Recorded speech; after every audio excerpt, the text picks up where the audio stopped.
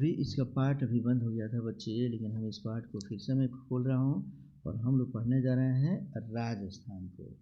राजस्थान में हम पढ़ रहे हैं बच्चे कि राजस्थान की स्थापना कब हुई थी। तो वही 1956 ईस्वी में हुई थी, उसे नहीं भूलेंगे हम लोग। और 1956 में स्थापना के बाद यहाँ की बोली भाषा हम बात करेंगे तो यहाँ की भाषा क्या है, राजस्थानी। राजस्थानी के साथ साथ यहाँ हिंदी भाषा भी बोली जाती है, याद रखेंगे। राजस्थानी के साथ साथ कौन कौन, हिंदी भाषा, इसीलिए राजस्थानी भी याद रखेंगे और हिंदी भी याद रखेंगे बच्चे। चलो अब हम इसके आगे पढ़ने जा रहे हैं राजस्थान को। यहाँ समझते हैं, बड़ा स्क्रीन कर देता हूँ, तुम्हें देखने में कोई दिक्कत नहीं होगा बच्चे। आ जाओ पढ़ते हैं। कहता है इसमें से कि राजस्थान के साथ साथ कौन कौन, हिंदी, तो हिंदी भी यहाँ बोली जाती है बच्चे। कौन कौन जनजातियाँ है, तो यहाँ की जनजाति है मीणा, रावत, गड़सिया, भील। तो गड़सिया पे स्टार लगाते हैं। भील हम देख रहे हैं पंजाब में भी है, भील मध्य प्रदेश में भी है, भील यहाँ भी है, कई सारे राज्यों में है। लेकिन मीणा, रावत और गड़सिया, इस तीनों पे मैं स्टार लगाता हूँ, इसको याद रखोगे तुम लोग। और यहाँ का लोक नृत्य जो होता है वह है घूमर। ऊपर बड़ा बड़ा पगड़ी बांधकर और वहाँ जो नृत्य करते हैं बच्चे, वह कहलाता है घूमर। तो घूमर नृत्य तुम देख सकते हो बच्चे।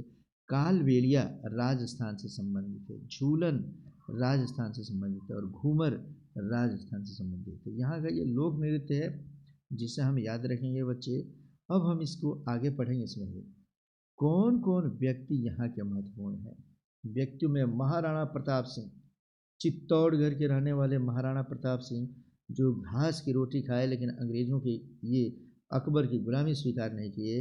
हल्दी घाटी के युद्ध 1576 ईस्वी में इन्होंने अकबर के साथ युद्ध लड़ा था बच्चे। और इनका एक घोड़ा था जिसका नाम था चेतक, खूब बहादुर घोड़ा माना जाता है। पूछता है कि महाराणा प्रताप सिंह के घोड़े का नाम क्या है, चेतक। कौन से युद्ध में ये अकबर से लोहा लिए थे, तो 1576 के हल्दी घाटी के युद्ध में। इस युद्ध में हालांकि महाराणा प्रताप सिंह कड़ी टक्कर देते हुए ये युद्ध में हार गए, लेकिन ये उसको अपने आप को उसके सामने नहीं नतमस्तक किए बच्चे। जंगलों में जाकर घास की रोटियां खाकर ये अपना जीवन व्यतीत किए, लेकिन अकबर की गुलामी ये स्वीकार नहीं किए। अगला व्यक्ति है ओम बिरला, ये वर्तमान लोकसभा स्पीकर है बच्चे। तो इस तरीके से ओम बिरला को हम नहीं भूलेंगे, वर्तमान में करंट क्वेश्चन में इसको पूछता है। अब हम बात करेंगे कि राजस्थान में, हम राजस्थान पढ़ रहे हैं कि राजस्थान में महत्वपूर्ण मंदिर या मस्जिद कौन सी है। इसे पढ़ेंगे पुष्कर मंदिर।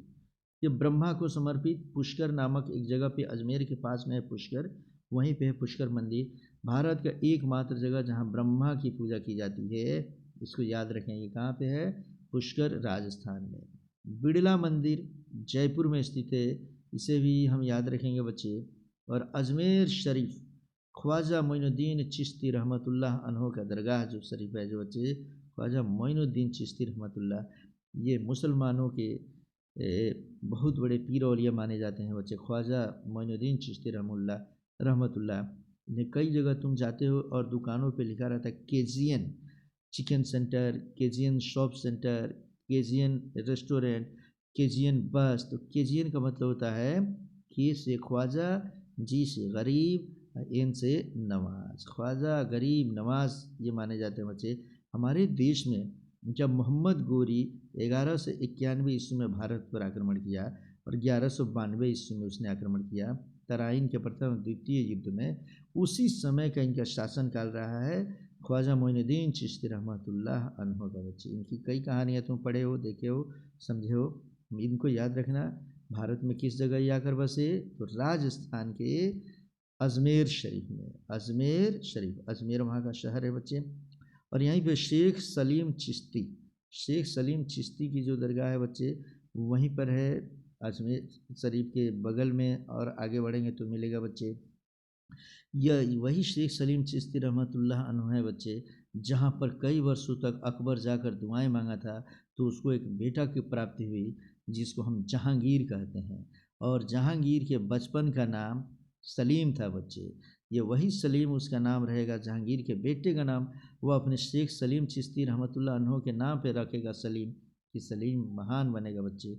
चित्रकारी के रूप में सलीम जाना जाता है। चित्रकारी याद रखेंगे, कौन सा?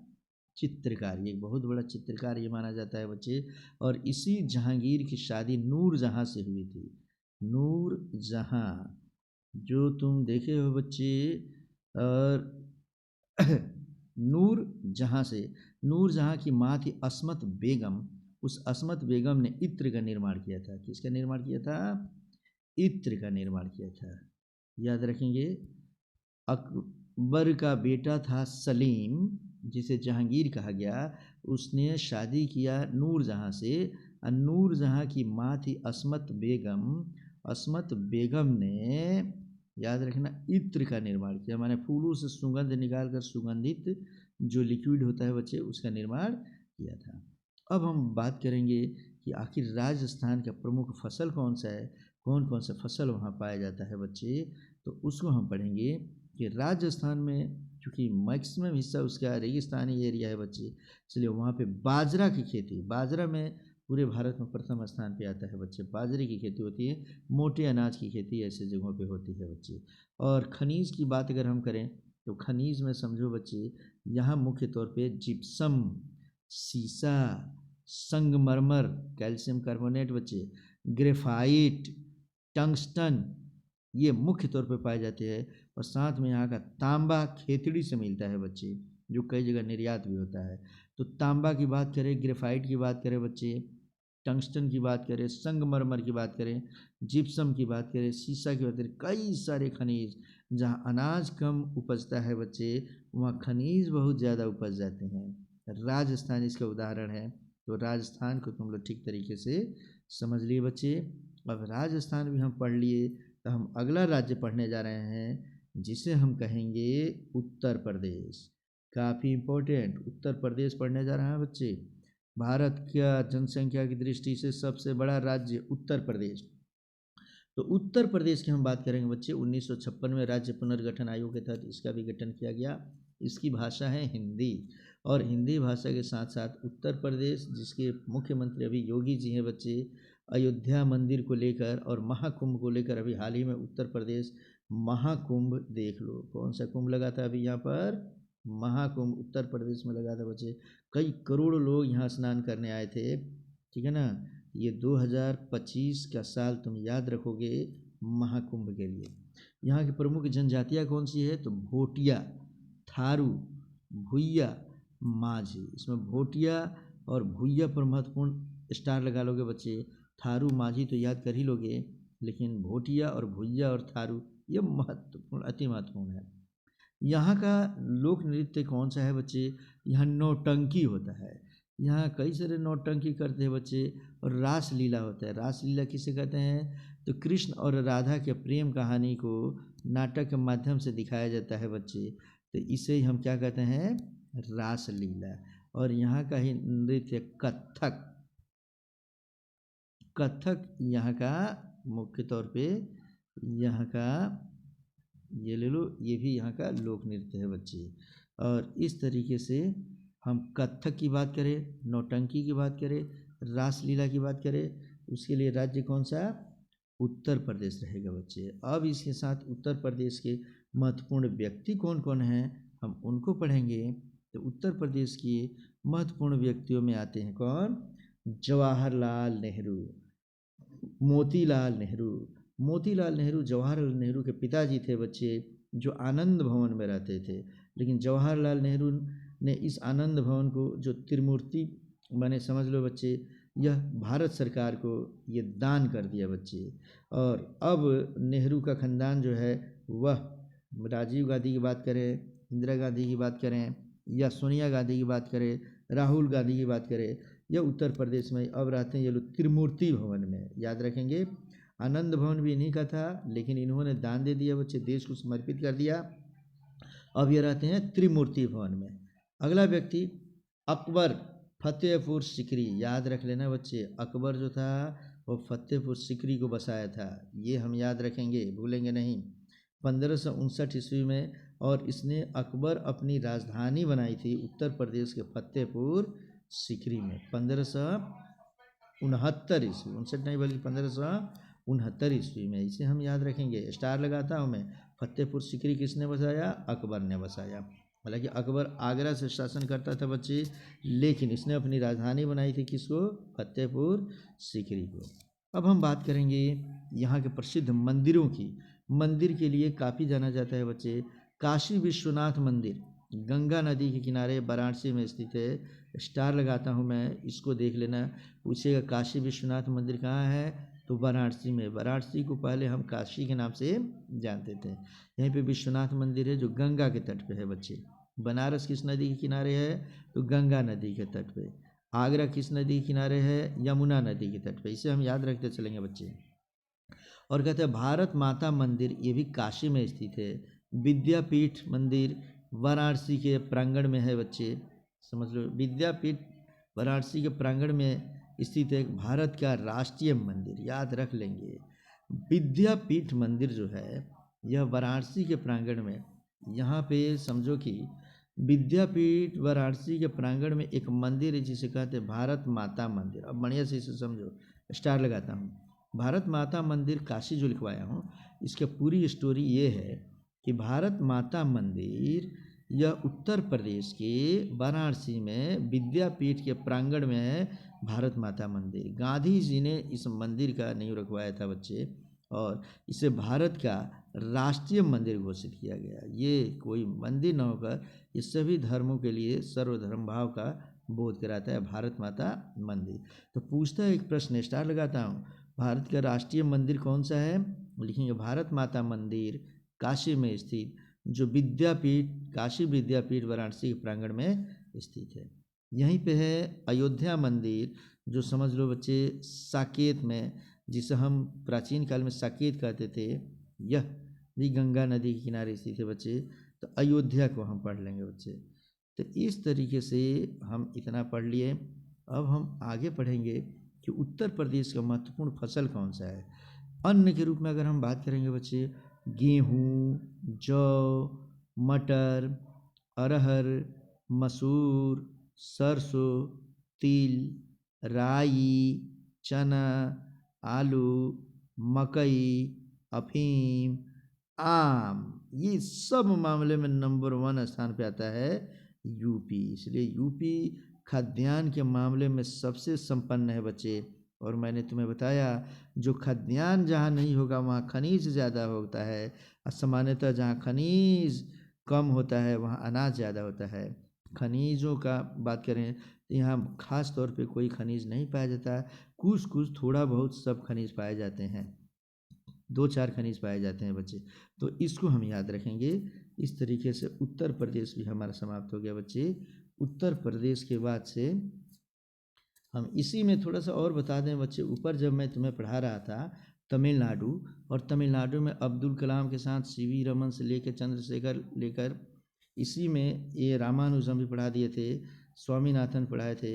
इसी तमिलनाडु में एक व्यक्ति और थे, रंगराजन, जिनका नाम था एस रंगराजन।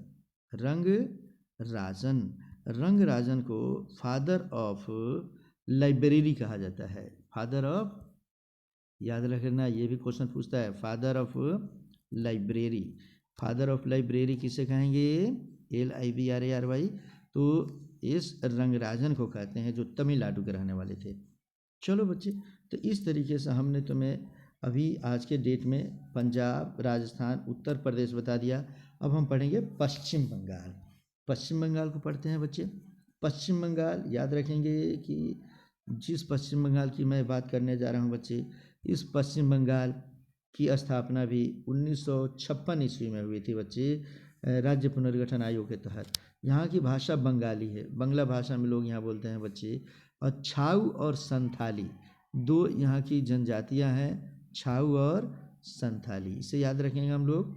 और इसके साथ समझ लो बच्चे कि यहाँ पे रविंद्रनाथ टैगोर यहाँ के महत्वपूर्ण व्यक्तियों में आते हैं। कि कौन कौन, तो रविंद्रनाथ टैगोर और शांति निकेतन। रविंद्रनाथ टैगोर ही शांति निकेतन विश्वविद्यालय की स्थापना शांति निकेतन में किया था बच्चे। तो रविंद्रनाथ टैगोर काफ़ी इंपॉर्टेंट है बच्चे।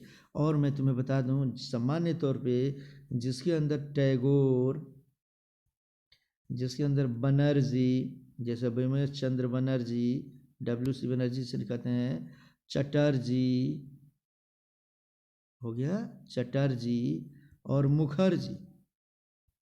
जिस व्यक्ति के नाम के अंत में बनर्जी, चटर्जी, मुखर्जी, टैगोर और घोष लगे हों, प्रायः ये सब के सब हम मानेंगे कि यह पश्चिम बंगाल के हैं। याद रख लेना, ये रामबाण है बच्चा तुम्हारे लिए।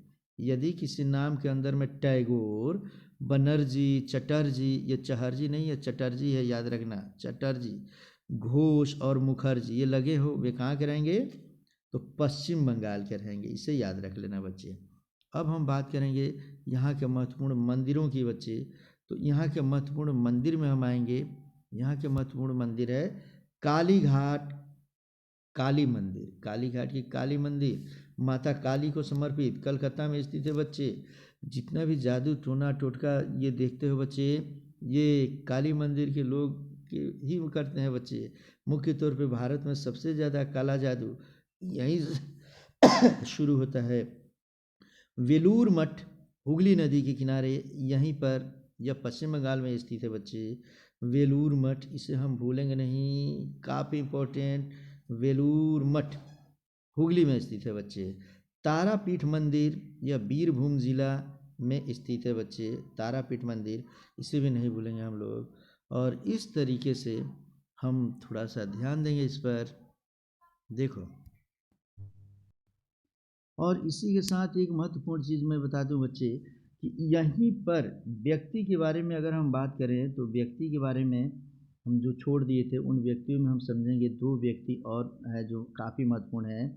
स्वामी विवेकानंद, याद रख लेना, स्वामी विवेकानंद, ये वही स्वामी विवेकानंद है बच्चे जो विवेकानंद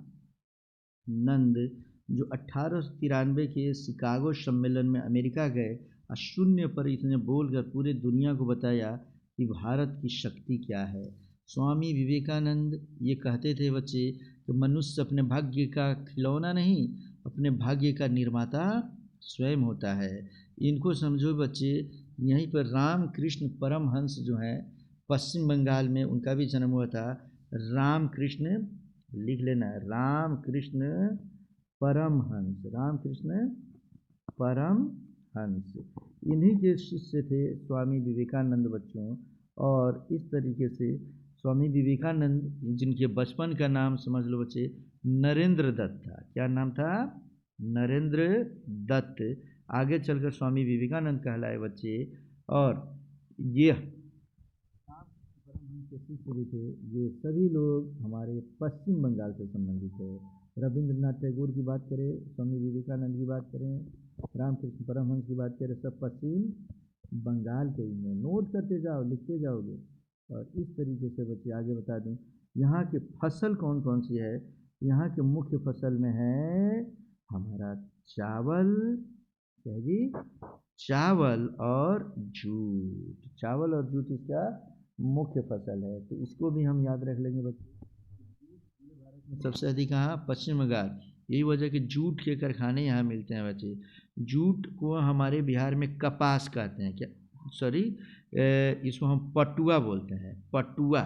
अब पटुआ को ही कहीं कहीं पटसन भी बोलते हैं। क्या बोलते हैं हम लोग? पटसन। सब नाम लिखो, जूट कहें या पटुआ कहें, पटसन कहें। जो आलू रखने के लिए बोरा और चट बनता है ना, चट, वह चट जो होता है बच्चे, उसी को जूट का ही बना होता है। इसीलिए जूट का कारखाना सबसे अधिक कहाँ? पश्चिम बंगाल में। और चावल, चावल का भी सबसे अधिक पश्चिम बंगाल में उपजता है बच्चे। यही वजह है कि पश्चिम बंगाल के लोग मछली और चावल खूब खाते हैं बच्चे। समाप्त हो गया बच्चे। पश्चिम बंगाल की आकृति हमारी जो होती है बच्चे इस तरीके से है, मुर्गे की गर्दन की तरह, याद रख लेना। तो पूछता है कि मुर्गे की गर्दन के जैसा कौन सा राज्य है? हम बोलेंगे पश्चिम बंगाल। ये भी पढ़ लिए। अब आज की वीडियो में एक और मात्र पढ़ेंगे हम लोग महाराष्ट्र। तो महाराष्ट्र को पढ़ने जा रहे हैं बच्चे। चलो, जिस महाराष्ट्र की बात करेंगे 1960 में, याद रख लेना बच्चे, 1956 ईस्वी की हम बात करते हैं। 1956 ईस्वी में राज्य पुनर्गठन आयोग के तहत बम्बई बना था। बम्बई एक राज्य बना था बच्चे, लेकिन बम्बई को बदलकर 1960 ईस्वी में इसका नाम क्या रख दिया गया, महाराष्ट्र। अब बम्बई उसकी राजधानी बना दी गई। और यहाँ की जो भाषा है वह भाषा है मराठी भाषा है बच्चे। और मराठी भाषा के साथ यहाँ कोंकणी और कोली ये दो जनजातियाँ हैं, स्टार रख लेना। कोंकणी और कोली जनजातियाँ कहाँ से संबंध रखती है, तो महाराष्ट्र से। और यहाँ के लोक नृत्य है लावड़ी, कोली और डाकला। डाकला कहाँ का लोक नृत्य है, महाराष्ट्र। कोली कहाँ का, महाराष्ट्र। लावड़ी कहाँ का, महाराष्ट्र। ये नाम जरूर याद रख लेना बच्चे, ये पूछता है परीक्षा में। और यहाँ के महत्वपूर्ण व्यक्ति में हम रखेंगे, समझ लो बच्चे, शिवाजी। शिवाजी यहीं के थे बच्चे, शिवाजी को हम नहीं भूलेंगे। महाराष्ट्र के थे शिवाजी। और यहीं के समझ लो थे विनोबा भावे, जो पवनार में ये समझ लो बच्चे अपना आश्रम बनाए थे। भूदान आंदोलन के प्रणेता ये कहे थे कि सभी व्यक्ति अपना अपना भूदान कीजिए कि जो भी गरीब गुरबा हो उसको मिल जाए, सब रहने लगे बच्चे। तो भूदान आंदोलन चलाने वाले, भूदान आंदोलन का चलाने वाले कौन, विनोबा भावे। पवनार में इनकी आश्रम थी बच्चे।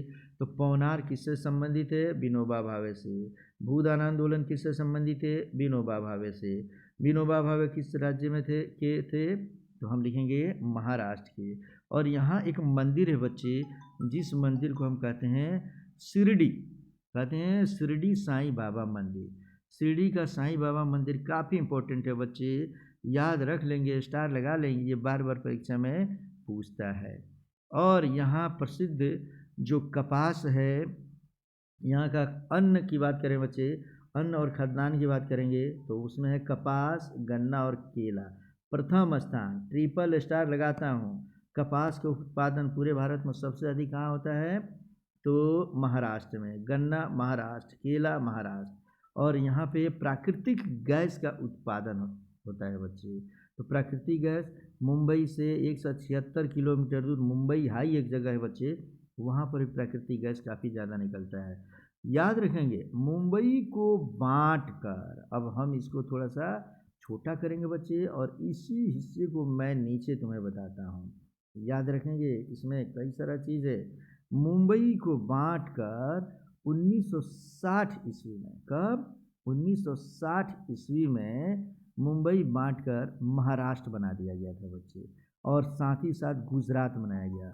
अर्थात मुंबई को बांटा गया, तो मुंबई को 1960 में बांटकर दो राज्य बना, एक बना महाराष्ट्र और दूसरा बना गुजरात। अर्थात गुजरात 1956 ईस्वी में कोई राज्य नहीं था बच्चे, क्लियर है।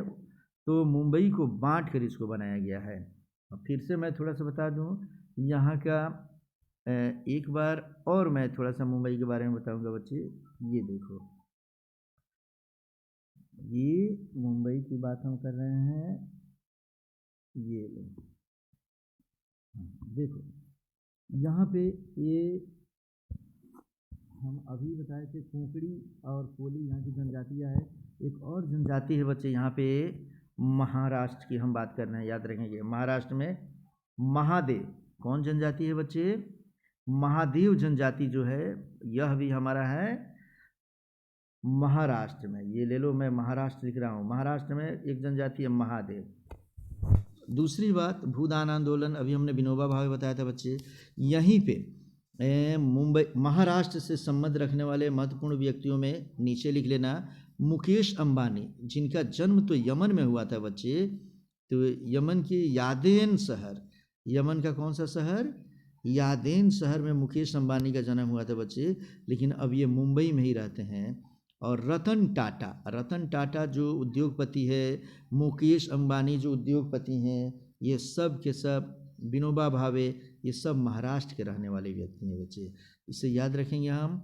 और जिस मंदिर की बात कर रहे थे, ऊपर हमने मंदिर बताया था बच्चे, देख लो यहाँ पर हमने बताया था शिरडी का साईं बाबा मंदिर। शिरडी के साईं बाबा मंदिर के साथ फिर नीचे लिख लोगे, उसी में लिखो सिद्धि विनायक मंदिर, ये मुंबई में है और गणेश जी के लिए प्रसिद्ध है बच्चे। गणेश जी को समर्पित है सिद्धि विनायक मंदिर। ट्रिपल स्टार लगाता हूँ, बार बार पूछता है। और यहीं पर समझ लो बीबी का मकबरा भी है बच्चे, औरंगाबाद महाराष्ट्र में बीबी का मकबरा है। इसे हम समझेंगे बच्चे इंडिया का भारत द्वार जो कहा जाता है, वो समझ लो भारत द्वार भी यहीं पे है महाराष्ट्र में बच्चे। ताज होटल भी महाराष्ट्र के मुंबई में है, याद रखना। और मैं इसके बाद तुम्हें पढ़ाया था बच्चे कौन कौन सा फसल, तो कपास, गन्ना और केला। कपास, गन्ना और केला पहले बताया था। दो और फसल है जो यहाँ उपजाया जाता है बच्चे। कौन सा फसल, तो याद रखेंगे वह फसल है प्याज और अंगूर। इसमें भी अंगूर के मामले में, प्याज के मामले में बच्चे अंगूर को सुखा देंगे तो किशमिश बन जाता है बच्चे। इस मामले में भी अगर समझो कि ये महाराष्ट्र एक नंबर पे है। और इस तरीके से मुंबई हाई तेल क्षेत्र या महाराष्ट्र में भी है बच्चे। कोल्हापुर का बक्साइट, खनिज के क्षेत्र में कोल्हापुर का बक्साइट काफ़ी महत्वपूर्ण है, जो महाराष्ट्र में ही है बच्चे। और हमने यहाँ बता दिया 1960 में महाराष्ट्र को काट कर मुंबई को काट कर बनाया गया था महाराष्ट्र। एमएच से महाराष्ट्र समझा गया तथा गुजरात। इसलिए बच्चे अब हम अगला जो वीडियो बनाएंगे उसमें हम पढ़ेंगे गुजरात के बारे में। मिलते हैं नेक्स्ट वीडियो में फिर।